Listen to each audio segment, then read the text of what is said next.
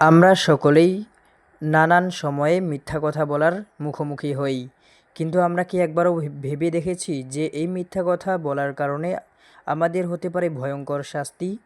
কোরআন ও হাদিসের আলোকে মুসলিম উম্মাহর জন্য সতর্কবার্তা। ধর্মডেস্ক, মোহাম্মদ রিয়াদ ইসলাম। মিথ্যা বলা মানুষের ব্যক্তিগত সামাজিক জীবনের জন্য মারাত্মক ক্ষতিকর। ইসলামের মিথ্যা কেবল সামাজিক সম্পর্ককে নষ্ট করে না, বরং আল্লাহর চোখে এটি অন্যতম বড় পাপ। কুরআন ও হাদিসে মিথ্যা বলার পরিণতি ও শাস্তি স্পষ্টভাবে বর্ণিত হয়েছে। মুসলিম উম্মাহকে সতর্ক করা হয়েছে যে মিথ্যা কথার কারণে মৃত্যুর পরও কঠিন শাস্তি হতে পারে। কুরআনে মিথ্যার সতর্কবার্তা। শয়তান ও মিথ্যা। শয়তান মানুষকে মিথ্যা পথে চালিত করে। সে মানুষকে পাপ ও অনৈতিক কাজের দিকে প্রলুব্ধ করে। সূরা আন-নিসা আয়াত ১২০।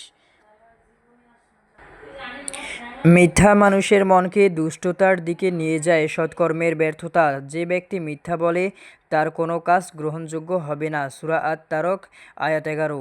মিথ্যা বলার কারণে মানুষের সৎকর্মও বাতিল হতে পারে। শেষ দিনের শাস্তি। যারা মিথ্যা কথা বলে এবং অন্যের অধিকার হরণ করে তাদের জন্য কঠিন শাস্তি রয়েছে। সূরা আন-নাহল আয়াত ৯৩।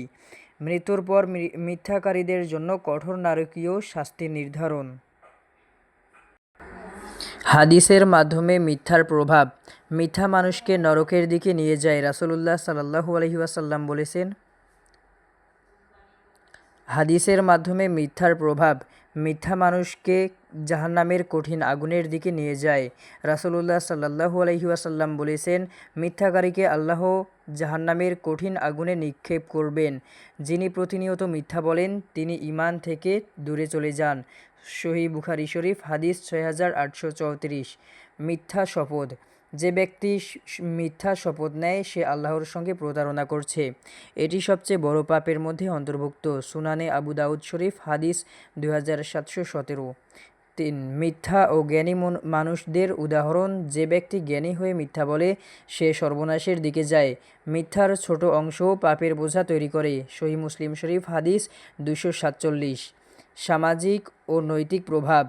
বিশ্বাস ও সম্পর্কের ধ্বংস।